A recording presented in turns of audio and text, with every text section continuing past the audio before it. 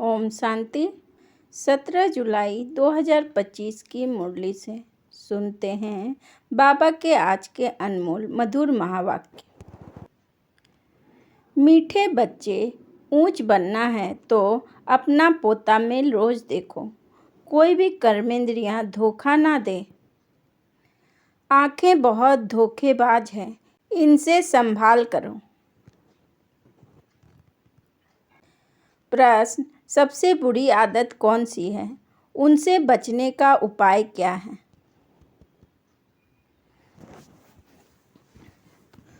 उत्तर: सबसे बुरी आदत है जवान का स्वाद।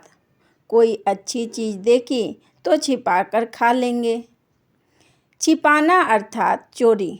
चोरी रूपी माया भी बहुतों को नाक से पकड़ लेती है। इससे बचने का साधन, जब भी कहाँ बुद्धि जाए तो खुद ही खुद को सजा दो।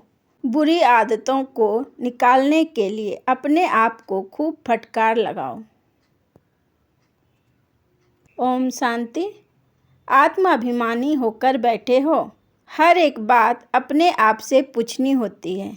हम आत्माभिमानी हो बैठे हैं और बाप को याद कर रहे हैं। गाया हुआ भी है, शिव शक्ति पांडव सेना। यह शिव बाबा की सेना बैठी है ना। उस जिस्मानी सेना में सिर्फ जवान होते हैं, बूढ़े व बच्चे आदि नहीं।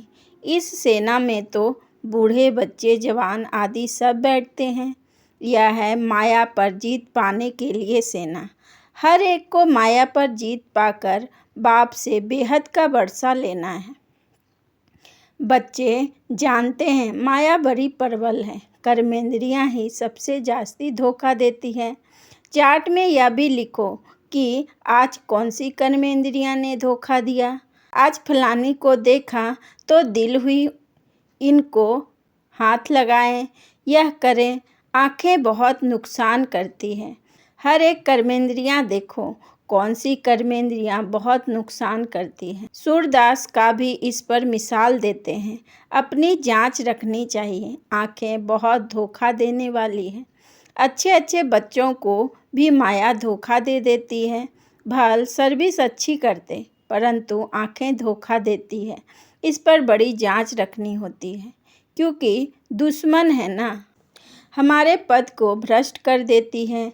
जो सेंसिबल बच्चे हैं उन्हों को अच्छी रीति नोट करना चाहिए। डायरी पॉकेट में पड़ी हो। जैसे भक्ति मार्ग में भी बुद्धि और तरफ भागती है तो अपने को चुटकी काटते हैं।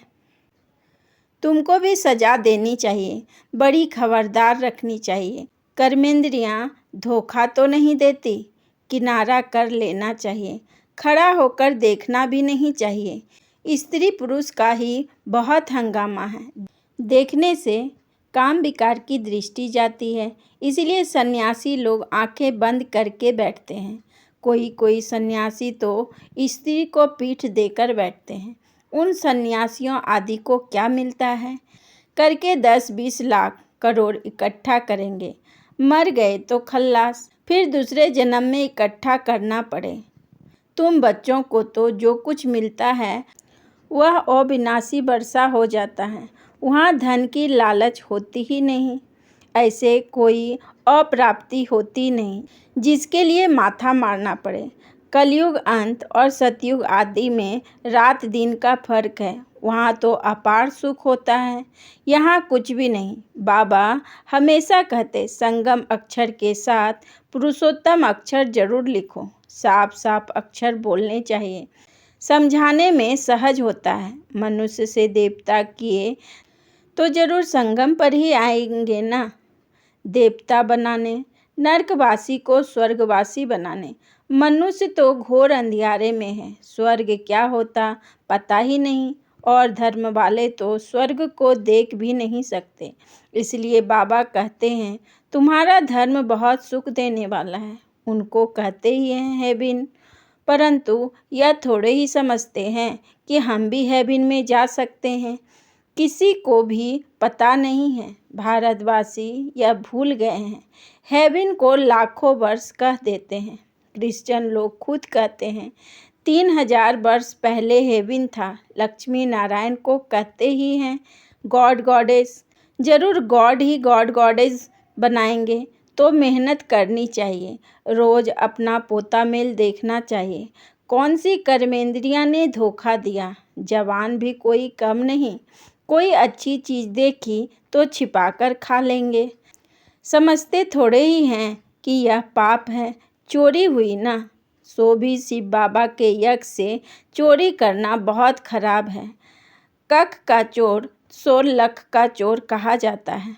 बहुतों को माया नाक से पकड़ती रहती है। यह सब बुरी आदतें निकालनी हैं। अपने पर फटकार डालनी चाहिए। जब तक बुरी आदतें हैं तब तक उच्च पद पा नहीं सकेंगे। स्वर्ग में जाना तो बड़ी बात नहीं है, परंतु कहाँ राजा रानी कहाँ प्रजा। तो बाप कहते हैं कर्मेंद्रियों की बड़ी जांच करनी चाहिए। कौन सी कर्मेंद्रियां धोखा देती है? पोता मेल निकालना चाहिए। व्यापार है ना, बाप समझाते हैं मेरे से व्यापार करना है। ऊंच पद पाना है तो श्रीमत पर चलो। बाप डायरेक्शन देते हैं, उसमें भी माया विघ्न डालेगी, करने नहीं देगी। बाप कहते हैं यह भूलो मत, गफलत करने से फिर बहुत पछताएंगे। कभी ऊंच पद नहीं पाएंगे।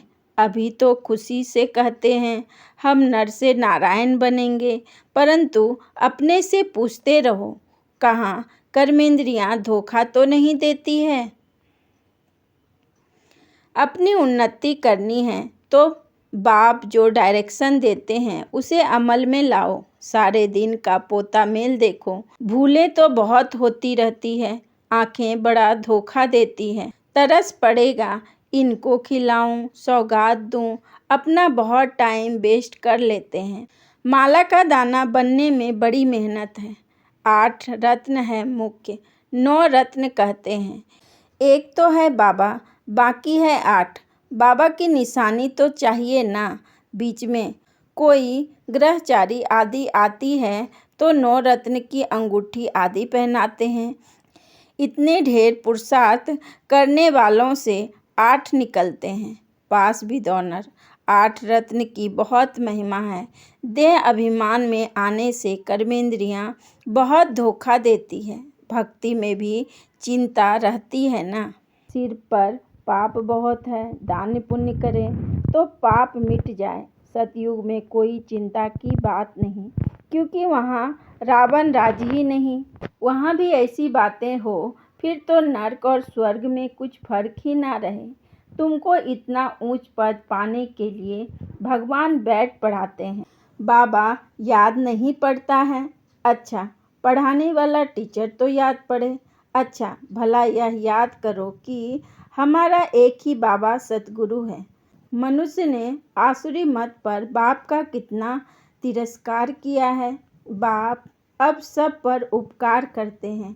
तुम बच्चों को भी उपकार करना चाहिए। किसी पर भी अपकार नहीं, कुदृष्टि भी नहीं, अपना ही नुकसान करते हैं। वह वाइब्रेशन फिर दूसरों पर भी असर करता है। बाप कहते हैं बहुत बड़ी मंजिल है। रोज अपना पोता मेल देखो। कोई विकर्म तो नहीं बनाया। यह है ही विकर्मी दुनिया। विकर्मी संबंध, विकर्माजीत देवताओं के संबंध का कोई को पता ही नहीं है। बाप समझाते हैं विकर्माजीत संबंध तो 5000 वर्ष हुए, फिर बाद में विकर्म संबंध शुरू होता है। राजाएं भी विकर्म ही करते रहते हैं। तब बाप कहते कर्म अकर्म विकर्म की गति मैं तुमको समझाता हूँ। रावण राज्य में तुम्हारे कर्म विकर्म बन जाते हैं।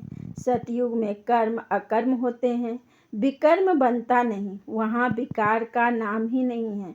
यह ज्ञान का तीसरा नेत्र अभी तुमको मिला है। अभी तुम बच्चे बाप के द्वारा त्रिनेत्री त्रिकालदर्शी बने हो। मनुष्य कोई बन न सके, तुमको बनाने वाला है बाप। पहले जब आस्तिक हो तब त्रिनेत्री त्रिकालदर्शी बने। सारा ड्रामा का राज बुद्धि में है। मूल वतन, सूक्ष्म वतन, 84 का चक्र सब बुद्धि में है। फिर पीछे और धर्म आते हैं, वृद्धि को पाते रहते हैं। उन धर्म स्थापकों को गुरु नहीं कहेंगे, सर्व की सद्गति करने वाला सद्गुरु एक ही है, बाकी वह कोई सद्गति करने थोड़े ही आते हैं। वह धर्म स्थापक हैं। क्राइस्ट को याद करने से सद्गति थोड़े ही होगी, विकर्म विनाश थोड़े ही होंगे, कुछ भी नहीं। उन सबको भक्ति की लाइन में कहा जाएगा। ज्ञान की लाइन में सिर्फ तुम हो। तुम पंडे हो, सबको शांति धाम सुख धाम का रास्ता बताते हो। बाप भी लिबरेटर गाइड है। उस बाप को याद करने से ही विकर्म विनाश होंगे। अभी तुम बच्चे अपने विकर्म विनाश करने का पुरुषार्थ कर रहे हो, तो तुम्हें ध्यान रखना है कि एक तरफ पुरुषार्थ दूसरे तरफ विकर्म ना होता रहे। पुरुषार्थ के साथ साथ विकर्म भी किया तो 100 गुना हो जाएगा। जितना हो सके उतना विकर्म ना करो, नहीं तो एडिशन भी होगी, नाम भी बदनाम करेंगे। जबकि जानते हो भगवान हमको पढ़ाते हैं, तो फिर कोई विकर्म नहीं करना चाहिए। छोटी चोरी या बड़ी चोरी पाप तो हो जाता है ना। यह आंखें बड़ा धोखा देती हैं। बाप बच्चों की चलन से समझ जाते हैं। कभी ख्याल भी ना आए कि यह हमारी स्त्री है। हम ब्रह्मा कुमार कुमारी हैं, शिव बाबा के पोतरे हैं। हमने बाबा से प्रतिज्ञा की है, राखी बांधी है, फिर आंखें क्यों धोखा देती हैं? याद के बल से कोई भी कर्मेंद्रियों के धोखे से छूट सकते हो, बड़ी मेहनत चाहिए। बाप के डायरेक्शन पर अमल कर चार्ट लिखो। स्त्री पुरुष भी आपस में यही बातें करो। हम तो बाप से पूरा वर्षा लेंगे, टीचर से पूरा पढ़ेंगे। ऐसी टीचर कभी मिल ना सके जो बेहद की नॉलेज दे। लक्ष्मी नारायण ही नहीं जानते तो उसकी पिछाड़ी आने वाले कैसे जान सकते हैं? बाप कहते हैं यह सृष्टि के आदि मध्य अंत का ज्ञान सिर्फ तुम जानते हो। संगम पर बाबा बहुत समझाते हैं, यह करो ऐसा करो, फिर यहाँ से उठे तो खल्लास।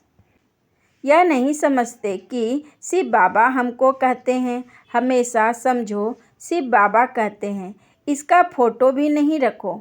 यह रथ तो लोन लिया है, यह भी पुरुषार्थी है। यह भी कहते हैं मैं बाबा से वर्षा ले रहा हूँ। तुम्हारे सदृश यह भी स्टूडेंट लाइफ में है, आगे चल तुम्हारी महिमा होगी। अभी तो तुम पूज्य देवता बनने के लिए पढ़ रहे हो, फिर सतयुग में तुम देवता बनेंगे। यह सब बातें सिवाय बाप के कोई समझा ना सके। तकदीर में नहीं है तो संशय उठता है, शिव बाबा कैसे आकर पढ़ाएंगे? मैं नहीं मानता। मानते नहीं तो फिर शिव बाबा को याद भी कैसे करेंगे? विकर्म विनाश हो नहीं सकेंगे। यह सारी नंबरवार राजधानी स्थापन हो रही है। दास दासियां भी तो चाहिए ना। राजाओं को दासियां भी दहेज में मिलती, यहाँ ही इतनी दासियां रखते हैं तो सतयुग में कितनी होगी? ऐसा थोड़े ही ढीला पुरुषार्थ करना चाहिए जो दास दासी जाकर बने। बाबा से पूछ सकते हो, बाबा अभी मर जाए तो क्या पद मिलेगा? बाबा झट बता देंगे, अपना पोता मेल आपे ही देखो। अंत में नंबरवार कर्मातीत अवस्था हो जाती है। यह है सच्ची कमाई। उस कमाई में रात दिन कितना बिजी रहते हैं। सट्टे वाले जो होते हैं वह एक हाथ से खाना खाते, दूसरे हाथ से फ़ोन पर कारोबार चलाते रहते हैं। अब बताओ ऐसी आदमी ज्ञान में चल सकेंगे? कहते हैं हमको फुर्सत कहाँ। अरे सच्ची राजाई मिलती है। बाप को सिर्फ याद करो तो विकर्म विनाश होंगे। अष्ट देवता आदि को भी याद करते हैं ना, उनकी याद से तो कुछ भी मिलता नहीं। बाबा बार बार हर एक बात पर समझाते रहते हैं, जो फिर ऐसे कोई ना कहे कि फलानी बात पर तो समझाया ही नहीं। तुम बच्चों को पैगाम भी सबको देना है। एरोप्लेन से भी पर्चे गिराने के लिए कोशिश करनी चाहिए। उसमें लिखो शिव बाबा ऐसे कहते हैं। ब्रह्मा भी शिव बाबा का बच्चा है। प्रजापिता है तो वह भी बाप, यह भी बाप है। शिव बाबा कहने से भी बहुत बच्चों को प्रेम के आंसू आ जाते हैं। कभी देखा भी नहीं है। लिखते हैं, बाबा कब आकर आपसे मिलेंगे, बाबा बंधन से छुटाओ।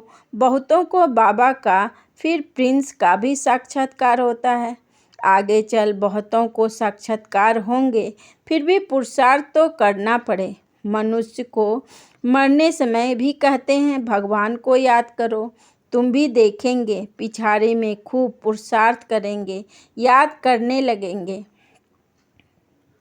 बाबा राय देते, बच्चे जो समय मिले उसमें पुरुषार्थ कर मेकअप कर लो। बाप की याद में रह विकर्म विनाश करो तो पीछे आते भी आगे जा सकते। जैसे ट्रेन लेट होती है तो मेकअप कर लेते हैं ना। तुमको भी यहाँ समय मिला है तो मेकअप कर लो, यहाँ आकर कमाई करने लग जाओ। बाबा राय भी देते हैं, ऐसे ऐसे करो, अपना कल्याण करो, बाप की श्रीमत पर चलो, एरोप्लेन से पर्चे गिराओ। जो मनुष्य समझे कि यह तो बरोबर ठीक पैगाम दे रहे हैं।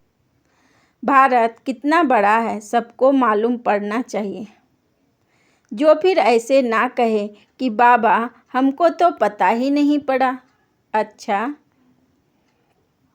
मीठे मीठे सिकी लधे बच्चों प्रति माता पिता बाप दादा का याद प्यार और गुड मॉर्निंग।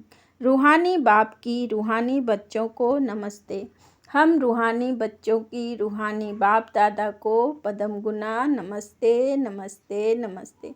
Good morning. शुक्रिया बाबा, शुक्रिया। धारणा के लिए मुख्य सार। नंबर 1, सेंसिबल बन। अपनी जांच करनी है कि आंखें धोखा तो नहीं देती। कोई भी कर्मेंद्रियां के बस हो उल्टा कर्म नहीं करना है। याद के बल से कर्मेंद्रियों के धोखे से छूटना है। नंबर 2, इस सच्ची कमाई के लिए समय निकालना है। पीछे आते भी पुरुषार्थ से मेकअप कर लेना है। यह विकर्म विनाश करने का समय है, इसलिए कोई भी विकर्म नहीं करना है। वरदान बालक सो मालिक के पाठ द्वारा निरहंकारी और निराकारी भव। बालक सो मालिक के पाठ द्वारा निरहंकारी और निराकारी भव। विस्तार में बाबा ने कहा, बालक बनना अर्थात हद के जीवन का परिवर्तन होना। कोई कितने भी बड़े देश का मालिक हो, धन व परिवार का मालिक हो, लेकिन बाप के आगे सब बालक हैं। तुम ब्राह्मण बच्चे भी बालक बनते हो तो बेफिक्र बादशाह और भविष्य में विश्व के मालिक बनते हो। बालक सो मालिक हूँ, यह स्मृति सदा निरहंकारी निराकारी स्थिति का अनुभव कराती है। बालक अर्थात बच्चा बनना, माना माया से बच जाना। स्लोगन, प्रसन्नता ही ब्राह्मण जीवन की पर्सनैलिटी है, तो सदा प्रसन्नचित्त रहो। अच्छा, ओम शांति, ओम शांति, ओम शांति।